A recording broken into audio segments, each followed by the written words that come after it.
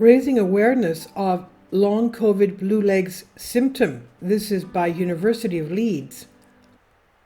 An unusual case of a long COVID patient's legs turning blue after 10 minutes of standing highlights the need for greater awareness of the symptom among people with the condition, according to new research.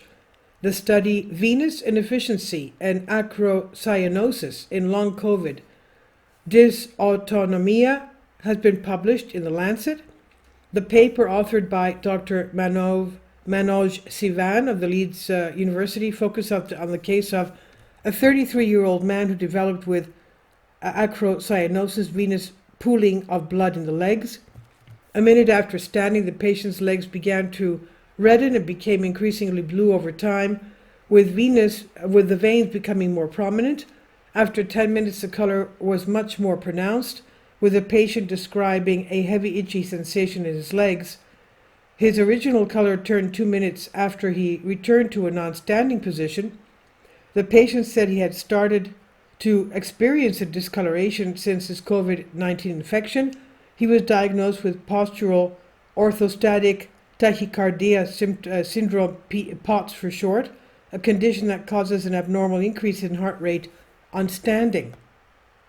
Dr. Sivan, Associate Clinic Professor and honorary consultant in the Rehabilitation Medicine, University of Leeds School of Medicine, said this was a striking case of acrocyanosis in a patient who had not experienced it before his COVID infection. Patient experiencing this may not be aware that it can be a symptom of long COVID and dysautonomia and may feel concerned about what they are seeing.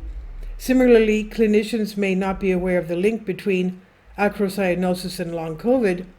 He said we need to ensure that there is more awareness of dysautonomia in long COVID so that clinicians have the tools they need to manage patients appropriately. Long COVID affects multiple systems in the body and has an array of systems affecting patients' ability to perform daily activities. The condition also affects the autonomic nervous system, which is responsible for regulating blood pressure and heart rate. Acrocyanosis, it has previously been observed in children with dysfunction of the autonomic nervous system, dysautonomia, a common symptom of post-viral syndromes, and the post-viral symptoms.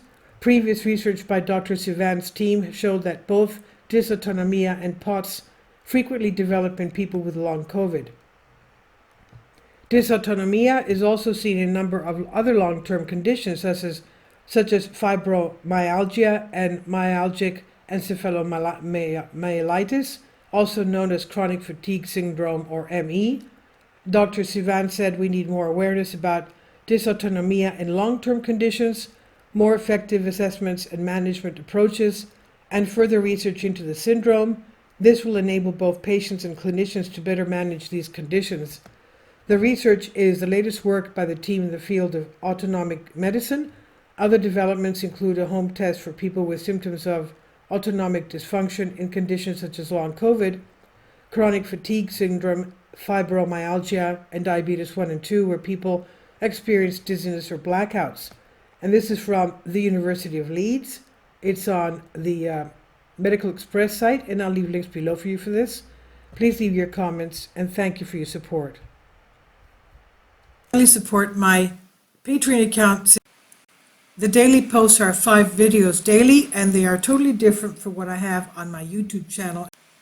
Thank you so much for your support and that you find all my content so interesting. You'll find the Patreon account details in the description box below.